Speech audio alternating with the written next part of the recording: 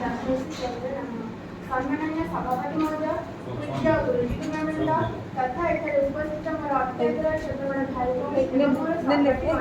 आज पवित्र दिवस उपलक्षे आपको समस्त अनेक शुभेच्छा और शुभकामना जनाऊँगी।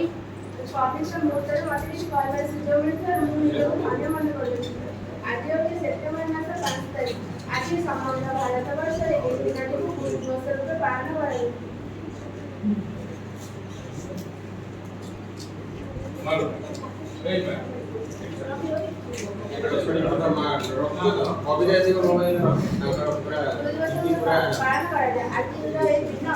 गुरु मानक उदार और महत कार्य जो सम्मानित कर उल्लेख शिशुर तार पितामाता ही तार किंतु जितेबाला से गृहर चारिकांत विद्यालय पदार्पण कर जी मनीष पर गढ़ार दायित्व निज हाथ में नहीं से ही तार गुरु पदवाच्य जी सकाल कुपथर हटाई सुपथ को मार्ग देखाई साहसर सह आगे जावाक प्रेरणा दिए सी ही तार पूजार योग्य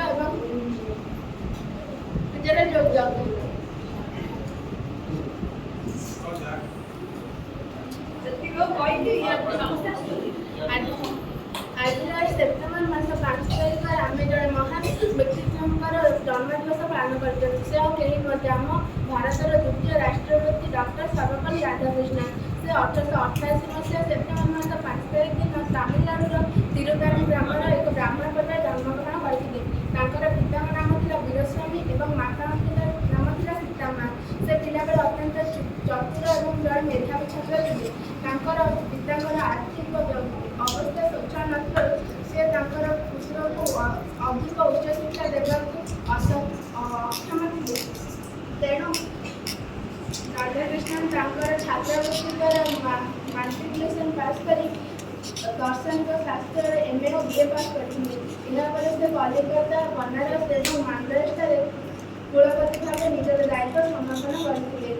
स्वाधीन भारत राजनीति भूमिका थी अत्यंत गुरुत्वपूर्ण। से भारत प्रथम उपराष्ट्रपति यापर भारत द्वितीय राष्ट्रपति रूपे नियोजित होते। से जड़े आदर्श और निष्ठावान गुरु थे।